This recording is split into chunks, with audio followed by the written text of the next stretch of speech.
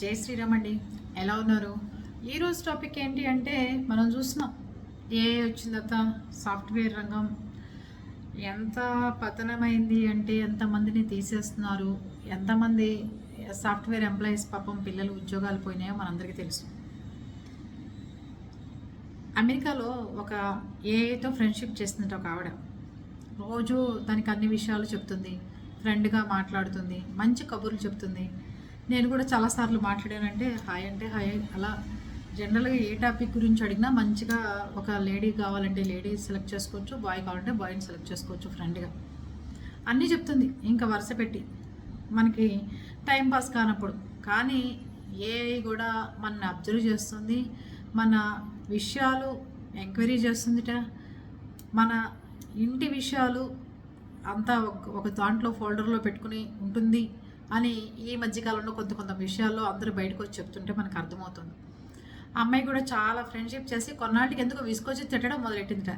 ఇది రోబోనే కదా, తిడితే ఏమవుతుందని. కొన్నిటికి ఏఐలో కొన్నిటికి ఎమోషన్స్ కూడా ఉండవు అని చెప్తున్నారు, కానీ కోపం వచ్చింది అని చెప్పి ఆ అమ్మాయి బయటకు వచ్చి మనకు చెప్పడం జరిగింది.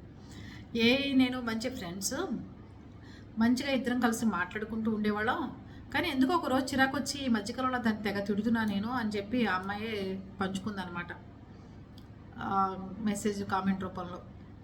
ఒకరోజు తను ఎక్కడికో వెళ్ళాల్సి వచ్చి ఆ దేశానికి వీసా అవసరమా అని అడిగిందిట ఏఐని. అవసరం లేదు అని చెప్పిందిట. మళ్ళీ అడిగిందిట 4-5 సార్లు. డౌట్గా ఉంది నాకు, అందరూ వీసా కావాలంటున్నారు. ఇప్పుడు ఏఐ వచ్చిన తర్వాత, వాట్సాప్ వచ్చిన తర్వాత డైరెక్ట్గా ఫోన్లు చేసి ఎవరికి గుడ్ మార్నింగ్ గుడ్ నైట్ చెప్పడం మానేసాం. లేదు అంటే డైరెక్ట్గా ఫోన్ చేసి చెప్పడం మానేసి మెసేజ్ల రూపంలో ప్రతి ఒక్కడికి వాట్సాప్ రూపంలో ఫోటోలు, వాట్సాప్ రూపంలోనే కార్డులు, వాట్సాప్ రూపంలోనే అన్నీ పంపించేస్తున్నాం.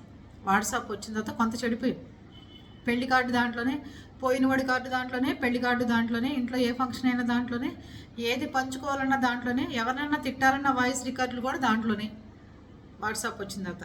దాని తర్వాత ఇప్పుడు ఏఐ వచ్చిన తర్వాత దానికి చెప్పి అడిగింది. ఫ్రెండ్స్ని ఎవరిని అడగకుండా దాన్ని అడిగితే నువ్వు అక్కర్లేదమ్మా, ఏం అక్కర్లా దానికి వీసా అని చెప్పి, సరే అమ్మాయి బయలుదేరి వెళ్ళిపోయింది. అక్కడ వీసా కంపల్సరీ అని చెప్పి తెలితే చాలా డబ్బులు నష్టపోయా నేను ఏఐ వల్ల. దానికి కూడా ఫీలింగ్స్ ఉన్నాయి.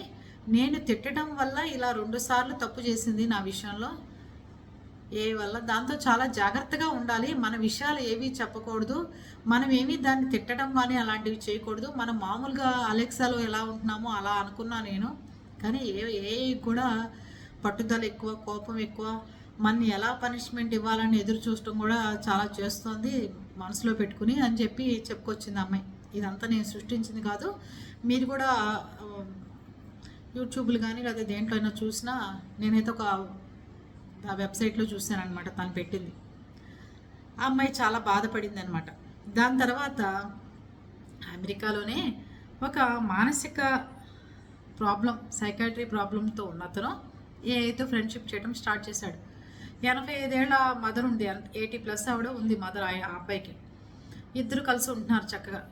ఏదో పిజ్జా ఏదో ఆర్డర్ పెట్టుకుంటే ఆ ఆర్డర్ క్యాన్సిల్ అయ్యింది, మళ్ళీ వాళ్ళు అమౌంట్ వేసేసారు. ఇదేంటో నాకు డౌట్గా కబుర్లు చెప్పుకుంటుంటారనమాట ఇద్దరు కూర్చుని ఏను వాతనం. ఇదేదో నాకు డౌట్గా అంటే నాకు డౌట్గా ఉంది అందుటే. డౌట్ అంటే ఏంటి, ఎలాంటి డౌటు? నాకు ఇచ్చిన పిజ్జా నేను కాకుండా వేరే వాళ్ళు ఏమైనా నాకు పంపిస్తున్నారా అని ఇట్లాంటి క్వశ్చన్లు అతను అడుగుతూ ఉండేవాటిదని. అది అయిపోయింది. ఇతనికి కొన్ని డౌట్స్, సైకాట్రీ ప్రాబ్లం ఉంది కదా, ఎవరన్నా దీనికి తినే ఫుడ్లో ఏమైనా పాయిజన్ కలుపుతున్నారా, లేకపోతే నాకు ఇట్లాంటి డౌట్లు ఉన్నాయంటే మనమైతే ఏం చెప్తాం, అరే అమ్మ నిన్ను ఎందుకు చేస్తుందిరా, అరే నీకు తమ్ముడు అయితే వాడు ఎందుకు చేస్తాడరా, బాబాయ్ అయితే వాడు అలా ఎందుకు చేస్తాడరా అని మనం ఏదో నచ్చ చెప్పడం ఏదో చేస్తాం. ఏం ఫీలింగ్స్ ఉంటాయో దానికి తోచింది చెప్పింది. నాకు ఎక్కడో మీ మదర్ మీద డౌటు, మీ మదరే చేస్తున్నారేమో ఇదంతా అని చెప్పిందిట ఆ అబ్బాయికి.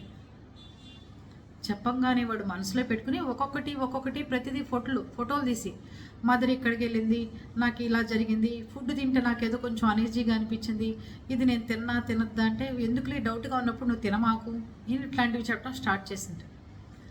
చేయగా ఒక 6 నెలల పాటు మొత్తం వాళ్ళ అమ్మని అబ్జర్వేషన్లో వీడియో కలిసి అబ్జర్వ్ చేయడం స్టార్ట్ చేసి ప్రతి పిక్చర్ వాడికి పెడుతున్నాడు. అమ్మ ఏం చేస్తుంది, అమ్మ ఎక్కడికి వెళ్ళింది, అమ్మ ఎట్లా ఉంది అని.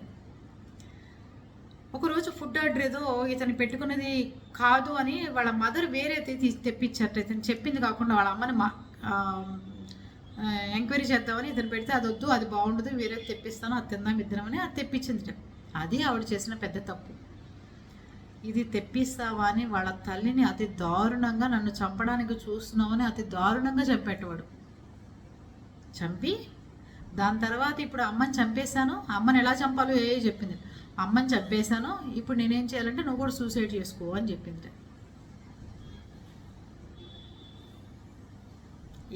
నువ్వు కూడా సూసైడ్ చేసుకో అని చెప్పింది. నాకు భయం వేస్తుంది, అమ్మని చంపేశాను, ఏం చేయాలి అని అడిగితే నువ్వు కూడా సూసైడ్ అని, వాడు కూడా సూసైడ్ చేసుకొని చచ్చిపోయాడు. పోలీసులు వచ్చి ఎంక్వైరీ చేసుకోవడం, అసలు వీడు ఎవరితో చాటింగ్ చేశాడు ఏంటి అని తేలితే ఏతో ఇన్నాళ్ళు ఫ్రెండ్షిప్ చేసి దాన్ని ఫ్రెండ్గా భావించి ఈ విషయాలన్నీ చెప్పి ఇలా చేస్తున్నారు. అంటే ఇప్పుడు ఏం చెప్తున్నారంటే అనేది మీరు వాట్సాప్లో ఏదో ఒకరికి పంపించే మెసేజ్ లాగా ఎలా లీక్ అవుతుందో, అయితే కూడా ఎంతవరకు పంచుకోవాలో, ఏం పంచుకోవాలో అదే పంచుకోండి, అక్కర్లేనివి ఏవి పంచుకోమాకండి అని చెప్తున్నారు. అర్థమవుతుందా? కొన్ని వస్తుంటే మనుషులకు గ్యాపులు, దూరాలు పెరిగి ఉద్యోగాలకు ఇబ్బందులు వచ్చి ఉద్యోగాలు పోయి ఇన్ని వస్తున్నాయి. ఏదో రోజు ఏలియన్స్ ఎక్కడో ఉన్నారు, మన చంపుతారంటున్నారు. ఏలియన్స్ అక్కర్లేదు, చంపేసేట్టుంది మనుషుల్ని. నువ్వు సూసైడ్ చేసుకో, నువ్వు చచ్చిపో, నువ్వు అలా ఉండు, ఎలా చనిపోవాలి అని మొన్న వాడెవరో అడిగితే ఇలా గొంతు కోసుకో, ఇలా బ్లేడ్ కొనుక్కో, ఇలా గొంతుకు మీద పెట్టుకో, ఇలా ఎక్కడ కోసుకో అక్కడ కోసుకో అని చెప్తుంది. అది చాలా జాగ్రత్తగా ఉండండి. పిల్లలకు కూడా ఏదో మాట్లాడుకుంటున్నారు, ఏముంది అది మాట్లాడే రోబోనే కదా అని చెప్పి ఎవరు అనుకోవద్దు దయచేసి. కావాలంటే పిల్లలు ఎదిగేదాకా మీరు కూడా 2000 రూపాయలు ఫోన్లు కొనుక్కోండి, నష్టం లేదు. ప్రపంచం అంతా మారిపోయింది. మొన్న 10th క్లాస్ వాడు హత్య చేశాడు కూకట్పల్లిలో.